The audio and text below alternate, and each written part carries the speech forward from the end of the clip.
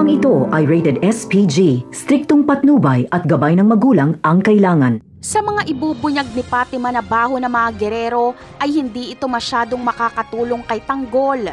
Hindi kasi paniniwalaan si Fatima. Babaliktarin lang siya ng mga gerero. Ibubunyag ng mga gerero na pangbubudol ang trabaho ng pamilya ni Fatima at nabiktima ang mga gerero dahil pinaibig umano ni Fatima si Miguelito para pagkaperahan, pero binudol lang umano ni Fatima ang puso ni Miguelito.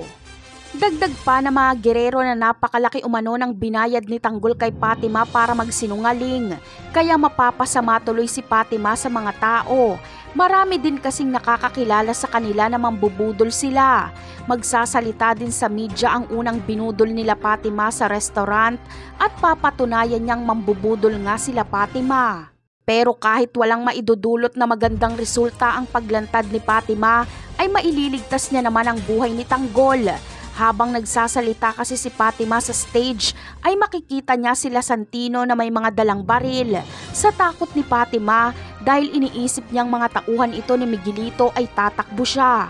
Dito ay magiging alerto sila Tanggol at aatras ang Red Phoenix dahil alam nilang wala silang laban kapag lumaban sila ng harapan. Kaya naman, nang dahil kay Fatima ay nabulilyaso ang pagpaslang ni Santino kay Tanggol. Hindi man lang naibunyag ni Fatima sa publiko na si Miguelito ang pumatay kay David dahil natakot at tumakbo na siya agad. Ganun pa man ay gagawa ng video si Fatima para isiwalat niya ang ginawa ni Miguelito kay David. Hindi ito mapapasinungalingan ni Rigor dahil may ebidensya.